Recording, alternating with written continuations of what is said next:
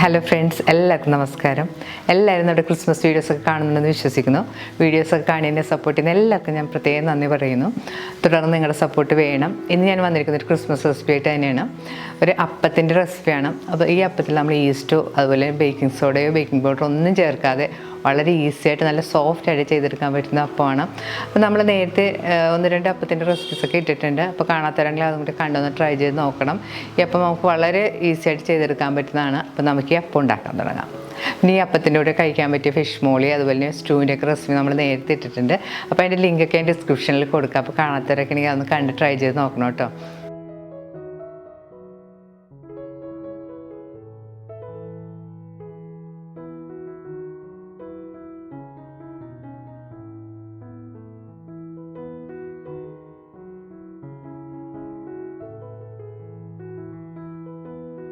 ഈ അപ്പത്തിനായിട്ട് നമ്മൾ ഈസ്റ്റോ സോഡാപ്പൊടിയോ ഉപയോഗിക്കുന്നില്ല. അതിന് പകരമായിട്ട് നമ്മൾ തേങ്ങാവെള്ളമാണ് ഇതിനായിട്ട് ഉപയോഗിക്കുന്നത്. ഞാനിവിടെ ഒരു തേങ്ങ പൊട്ടിച്ച് അതിൻ്റെ വെള്ളം എടുക്കുന്നുണ്ട്. ഈ തേങ്ങാവെള്ളം നമുക്കൊരു ഗ്ലാസ്സിലേക്ക് ഒഴിച്ചു കൊടുക്കാം. ഇതിലേക്ക് ഒരു ടേബിൾ സ്പൂൺ പഞ്ചസാരയും കൂടി ചേർത്ത് കൊടുക്കണം. പഞ്ചസാര ചേർത്ത് നന്നായിട്ട് മിക്സ് ചെയ്തെടുക്കണം. ഇനി നമുക്കിത് മൂടി ഒരു ദിവസം മാറ്റി വെക്കണം. ഒരു ദിവസം ആകുമ്പോഴത്തേക്കും അത് പൊളിച്ചൊരു കള്ളിൻ്റെ ഒരു ടേസ്റ്റ് വരാൻ തുടങ്ങും. ഈ സമയത്ത് നമുക്ക് വേണമെങ്കിൽ ഫ്രിഡ്ജിലെടുത്ത് വെക്കാം. ഇനി ഫ്രിഡ്ജിൽ നമ്മൾ സൂക്ഷിച്ച് വെച്ചിട്ട് ആവശ്യമുള്ളപ്പോൾ നമുക്ക് എടുത്ത് ഉപയോഗിക്കാം. ചെറിയ തേങ്ങയ്ക്കില്ലെങ്കിൽ 2 തേങ്ങയുടെ വെള്ളമൊക്കെ നമ്മൾ എടുക്കേണ്ടി വരും.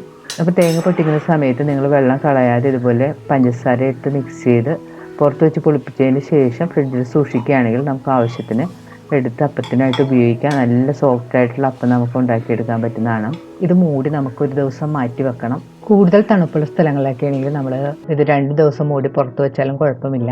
നാട്ടിലെ കാലാവസ്ഥയിലാണെങ്കിൽ ഒരു ദിവസം കൊണ്ട് തേങ്ങാവെള്ളം നന്നായിട്ട് പുളിച്ച് കിട്ടും.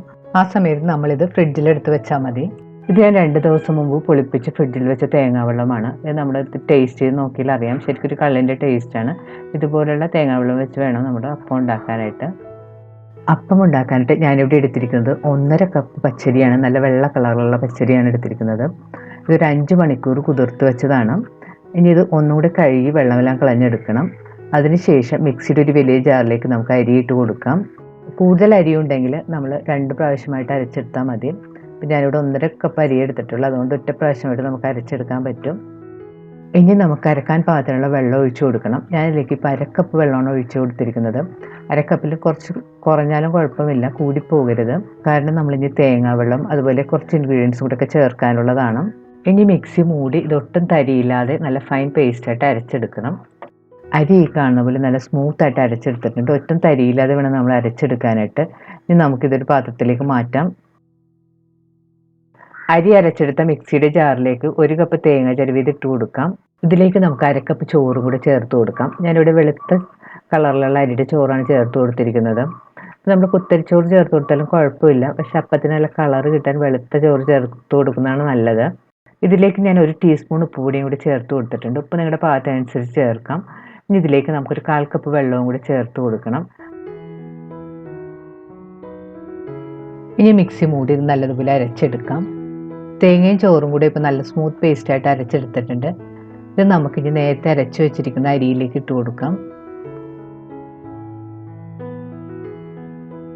അരച്ചെടുത്ത ഈ ബാറ്റർ നമുക്കൊരു സ്പൂണോ വിസ്കോ ഉപയോഗിച്ചൊരു 5 മിനിറ്റ് നന്നായിട്ട് മിക്സ് ചെയ്തെടുക്കണം. നമ്മൾ ഇനി ഇതിൽ ഉപ്പ് പൊടിയൊന്നും ചേർക്കേണ്ട ആവശ്യമില്ല. ഉപ്പ് പൊടി നമ്മൾ അരച്ചപ്പോൾ ചേർത്തിട്ടുള്ളതാണ്. നിങ്ങൾക്ക് മധുരം വേണമെന്നുണ്ടെങ്കിൽ നിങ്ങൾ പാകത്തിനനുസരിച്ച് മധുരം ചേർത്ത് കൊടുക്കാം. ഇപ്പം ഞാൻ കറി കൂട്ടി കഴിക്കാനുള്ളത് കാരണം മധുരമൊന്നും ചേർക്കുന്നില്ല.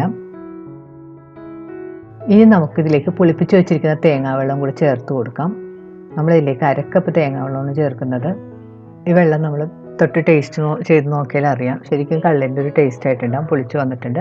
തേങ്ങാവെള്ളം ചേർത്തിട്ട് വീണ്ടും നന്നായിട്ട് വിസ്ക് കൊണ്ട് മിക്സ് ചെയ്ത് യോജിപ്പിക്കണം. ഒരു 2-3 മിനിറ്റ് നന്നായിട്ട് മിക്സ് ചെയ്ത് കൊടുക്കാം.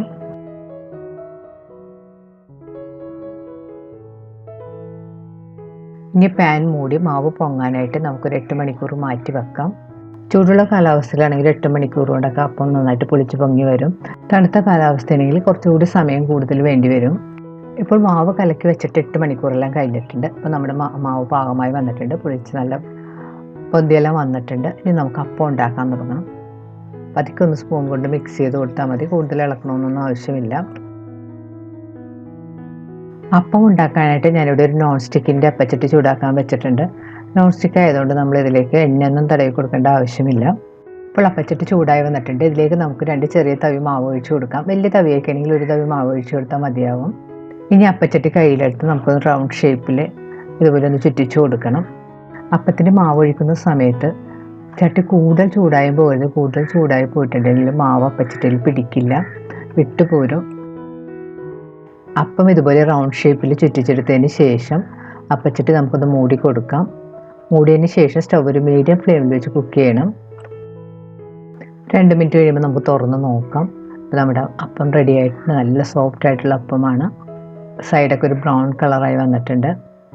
ഈസ്റ്റ് ഒന്നും ചേർക്കാതെ വെറുതെ തേങ്ങാവെള്ളം പുളിപ്പിച്ചത് ചേർത്ത് നമുക്ക് നല്ല സോഫ്റ്റും ടേസ്റ്റിയുമായിട്ടുള്ള അപ്പം ഉണ്ടാക്കിയെടുക്കാൻ പറ്റും. അപ്പോൾ എന്തായാലും ക്രിസ്മസിന് നിങ്ങളൊന്ന് ട്രൈ ചെയ്ത് നോക്കുക.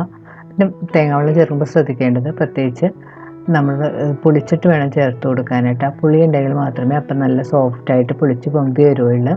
റെഡിയായി നമുക്കൊരു പ്ലേറ്റിലേക്ക് മാറ്റാം. ബാക്കിയുള്ള മാവ് കൊണ്ട് നമുക്ക് ഇതുപോലെ തന്നെ അപ്പം ഉണ്ടാക്കിയെടുക്കാം. അപ്പോൾ എന്തായാലും നിങ്ങളൊന്ന് ട്രൈ ചെയ്ത് നോക്കാം. അപ്പത്തിനോട് കൂടെ കഴിക്കാൻ പറ്റിയ സ്റ്റൂ, ചിക്കൻ സ്റ്റൂ, അതുപോലെ തന്നെ beef stew, mutton stew, fish molee എല്ലാം നമ്മൾ നേരത്തെ പോസ്റ്റ് ചെയ്തിട്ടുണ്ട്. അപ്പോൾ കാണാത്തവരെല്ലാം അതെല്ലാം കണ്ട് ട്രൈ ചെയ്ത് നോക്കണം. അപ്പോൾ വീണ്ടും ഇതിലുള്ള നല്ല റെസിപ്പി ആയിട്ട് നമുക്ക് കാണാം. Thank you.